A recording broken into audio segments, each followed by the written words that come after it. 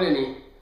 Zaradi velikega zanimanja za recept za te skutine knedle smo se kar odločili in po hitrem postopku posneli recept, ki ga lahko danes tukaj pogledate. Torej, kaj je posebnost teh knedlov? Prva in najbolj pomembna stvar je, da najdete pravo kuharico, ki bo znala to tako dobro narediti, kot boste to videli tukaj na tem posnetku. Druga stvar je, da jih jeste v pravem času, seveda, če jih boste jedli. In tretja stvar je, da niste preobčutljivi na gluten oziroma na izdelke, ki vsebujejo gluten. Saj bo tu noter tudi ena izmed sestavin moka.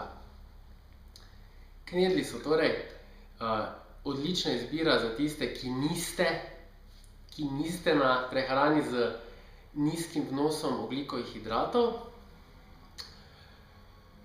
Za tiste, ki pa jeste ogljikove hidrate, pa je najboljši tajming, tako kot sem jih danes pojedel jaz, se pravi po končanem treningu.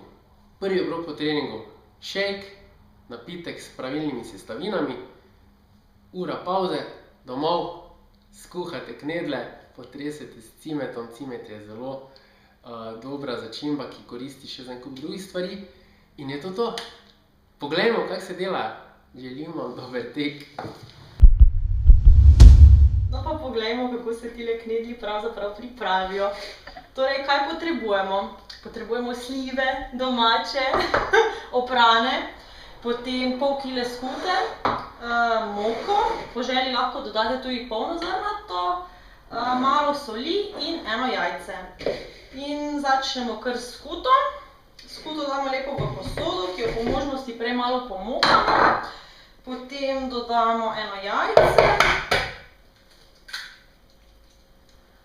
In pa seveda moko. Zdaj skute je nekje pol kile, moke dam jaz nekje okrog 400 gramov. Sicer dodate po želji, ker jaz to vedno delam po občutku, toliko, da se masa, ko jo potem zgnetete, ne prijema več na prste, ne? Potem veste, da je v redu. To bomo tako videli, ne? To bomo tako videli, ja. Boš ti zdaj gnetla to.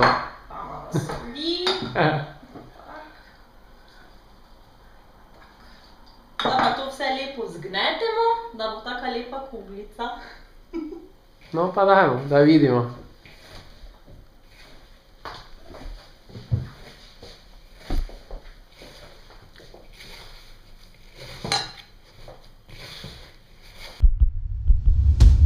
To je že pripravljeno počasi.